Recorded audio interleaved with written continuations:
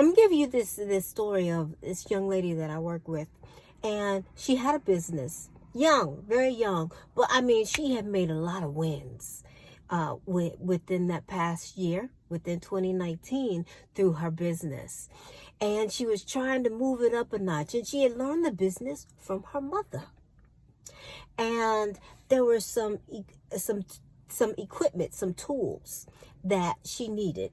That's a staple in the industry, and I don't want to say which one it is.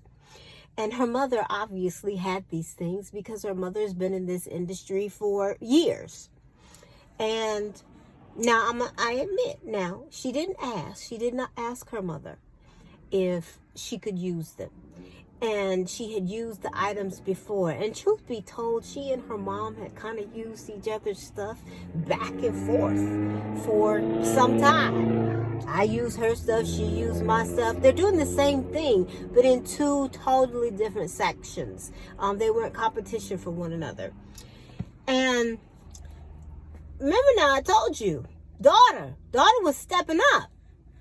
And mom said, oh no, you know my tools that you want to use for your event? You can't.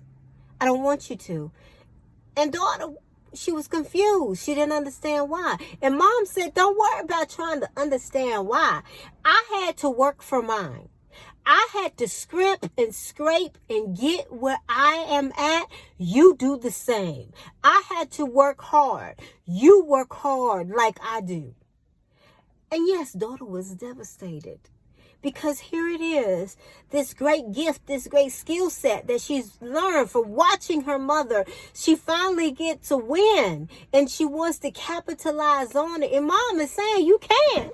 But hey, you're not going to get anything from me.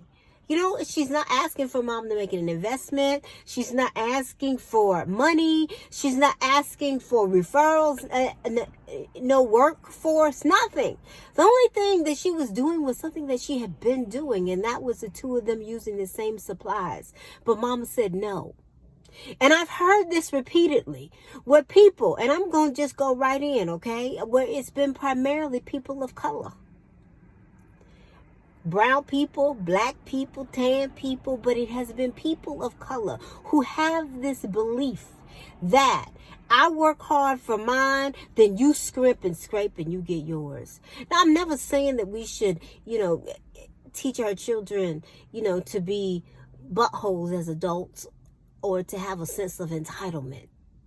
But I want to know, how many of you have ever told your child, well, no, you can't have that. You're not going to get that from me. I'm not going to help you do that. Why? Well, because you need to work hard for it. I work for mine. And yes, I'm looking at it. I have it. I have exactly what you need right here. But I'm not going to give it to you.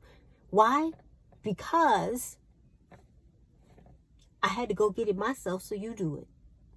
Now, I cannot make you say, well, if you had to work hard for it, your kid did too. But I want you to look into how this feeds into unworthiness.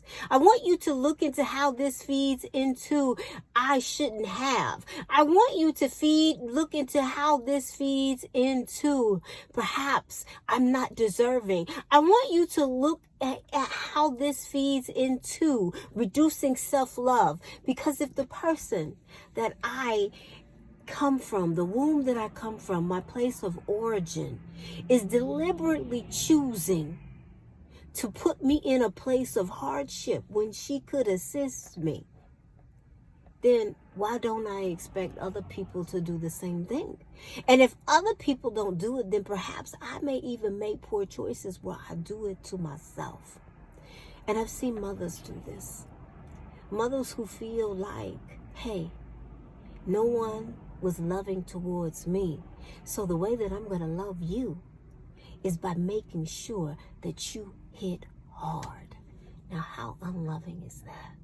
I want you to check yourself. There are a lot of mothers in this group.